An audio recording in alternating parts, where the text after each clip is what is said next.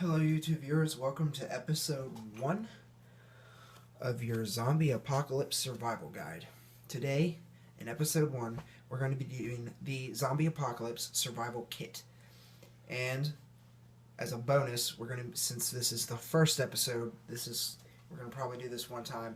As a bonus, we're going to do best weapon choice with the kit. So, let's get started.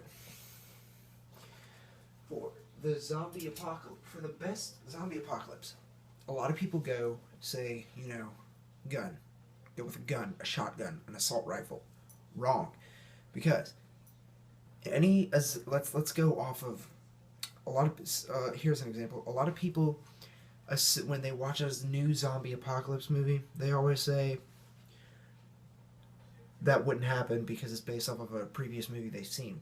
That actually all depends what movie you're in, because zombie apocalypse hasn't happened yet. But in every zombie apocalypse movie, every time someone fires the loud-ass gun and it echoes through, zombies, they spread to you like, a virus. Literally. So what you're going to want to do is, you're going to get a compound bow. This is a 140-pound pressure compound bow. This will kill. This can take down a moose, an ox. Let me show you. I got carbon Wolverine arrows with a tri-blade arrowhead on each arrow.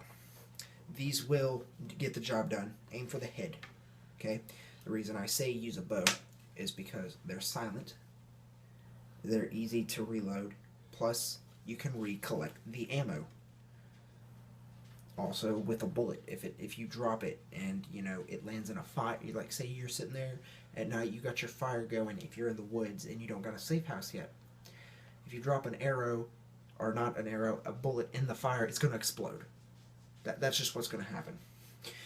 So you have an arrow. If it drops, that's not going to happen. If it overheats, that's not going to happen. So that's the best weapon. That's going to be the weapon I would use. Period. No questions asked. But that's number one weapon for zombie apocalypse. Now, stuff you don't need in your pack, or stuff that you would need for a zombie apocalypse survival kit, but you don't want to put it in your pack because it's too much. You're going to need some gloves. These are Kevlar. They're not going to rip. They're not going to, if they get caught on a nail, they're not going to rip open. These are Kevlar, the same kind of gloves they're made of the same stuff that military use overseas. These are not getting torn up. They're fireproof, which means fireproof. Actually, some people think that fireproof it means can't get burned. No, that's fire resistant. The difference between fire resistant and fireproof is fireproof. It can resist a certain amount of heat, but when it gets too hot, when it gets to a certain amount, like if the flame, I can put a flame over here for a few hours. After that, it's going to start burning through. But you're not going to be in a fire for a few hours anyways, but that's just what's going to happen. You're going to want a jacket, a hoodie, something light that you can carry with you, depending on your region. Of course, a shirt underneath. Necklaces not required. I just wear those anyways. Let me move the camera so I can do the rest of this. You're going to want a good knife, a good big knife. This is an 8.5 inch Sheffield dagger. Sheffield is a good brand, good reliable dagger. You're also going to want a regular pocket knife. Quick release. Either way, you're going to want a recording device. As a video journal for your zombie apocalypse. Which what I'm using is my iPhone 5C. A lot of people think, oh, once the zombie apocalypse happens, phones are pretty much useless. Wrong. Recording device, if you have a game on there already, you get bored, go ahead. A flashlight. Now this is a 9 LED flashlight with a laser LED in the middle. Military grade. Okay, you're gonna want some good durable jeans, jeans, Kevlar pants, either way. Some good running shoes. I actually put a sock on the bottom. I have my socks on, and then I have 2 socks laid down on the bottom of a shoe, because on the shoe, the bottom part is actually, bottom of your feet is what releases the most of your heat. So if you're running and you're in a really cold place, you're going to want that heat. Now, I know I said I don't use guns, but I do have a gun just in case. Pistol. It does have a laser attachment with a flashlight attachment as well. This would be as a final and last resort. I'm completely out of arrows. My melee weapons are completely out of reach. This is my final resort. Now we're going to move on to the kit itself. Because you're going to have your safe house is going to be loaded with stuff. You're going to want to be able to grab something, your weapon, and your kit, and go. This is my zombie survival kit. I'll open it up. I need to place my camera somewhere where everybody can see it. Let me get my window tripod, or my window mount. Give me a second.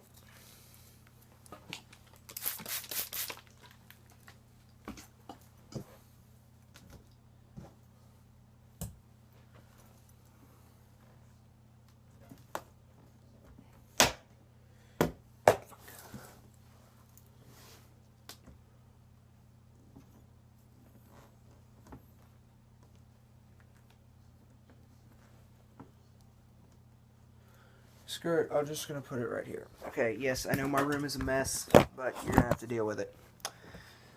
Okay, now, survival kit. Let's flip it this way. Survival kit. Okay, we open up our kit.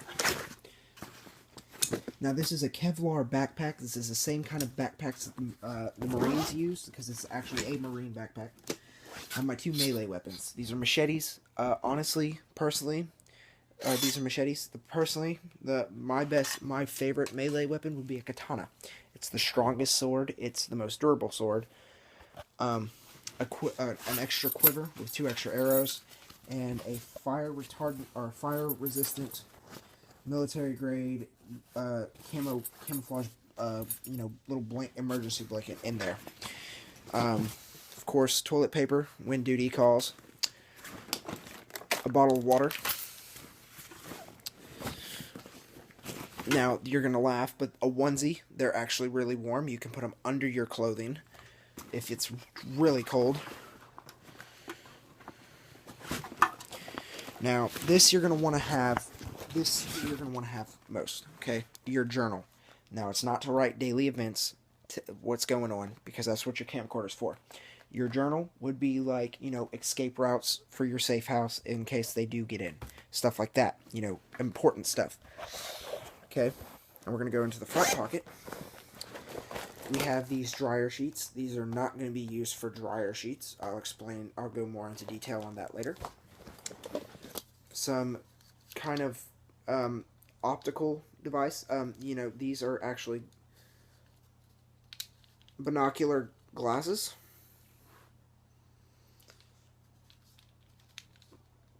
Instead of, holding up some binoculars or holding them around your neck. Binocular glasses. These are tools for my compound bow.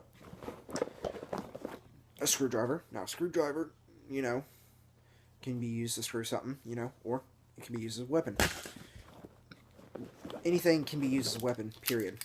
That's fact, not fiction, fact. Some zip ties. Zip ties have 2,000 uses.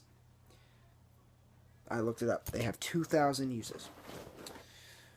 Some military grade rope. A cloth, just in case you get a cut or something, or a bleed, and it's too big for your first aid kit. This is called a power juice. Okay, this basically, I would hook the USB port from my camcorder into this, and I can charge it remotely if I'm nowhere near a jack and my camcorder needs a charge. Of course, then I'm going to need the charger for the juice jack, or pocket juice. Those would probably be best. Another flashlight, but this is not just it's a flashlight. It has a nightlight option, and then flashlight option, and then off. But flip it open, plug it into the wall, charge it. Gonna want that. A marker to write down, you know, what's going on. An extra knife. Can never have too many knives. A reflecting mirror. Get creative, you know. Now see, a lot of people think, you know, quantity-wise. I'm thinking quick, gotta get the hell out because zombies just broke down your front door and they're hoarding in. You know what I'm saying? Okay, now, on to the reason for these dryer sheets. Has to deal with this. Okay, first of all, a lot of people, you know, the stench of flesh, dying flesh, you know, it's just horrible. You know, a lot of people can't go and buy a $350 gas mask. So, this is, you know, this is actually a really sturdy plastic. It's not very thick because I made it out of fiberglass. It's not really plastic, it's fiberglass. But I coated it, and I made this design myself. It's actually, I based this design off of the Winter Soldier from Captain America. Of course, you see the eye holes. I didn't want to shade those in or anything. So you can see it. It has breathing slits. Now, the dryer sheets, what you're going to want to do is, you're going to get 2 or 3 dryer sheets. Put them in your thing right here. And put them to where they can cover like this. Not long ways, because it's going to cover up your eyes. Well, you could put them long ways, but then that's just going to cover up under your chin. Now, you're going to want to put them this way, so it can cover up, just like this, so you can cover up your nose. And it can go around the sides of your mouth, or your chin, so it doesn't fully, you know, you can't smell that horrid stench that could, you know, get you sometime. Okay, so that's pretty much it for, you know, the first episode. I'll have my next episode ready.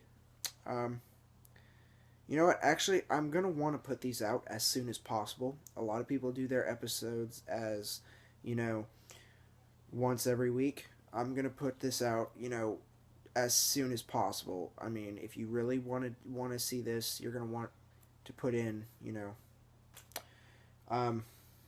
it's favorite, you know, subscribe. You'll get a notification every time I post a new video.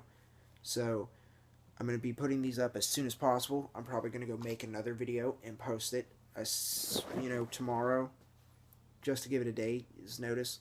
Because, you know, if zombie apocalypse could break out at any time, people's going to want to know this. And I don't put my videos as based on one fact. I put it as, you know, you look at every zombie apocalypse movie over open scale, and I put all that into one compact. Every situation, every possible outcome for a zombie apocalypse is what I put with my videos. Thank you for watching To the Dome's Zombie Apocalypse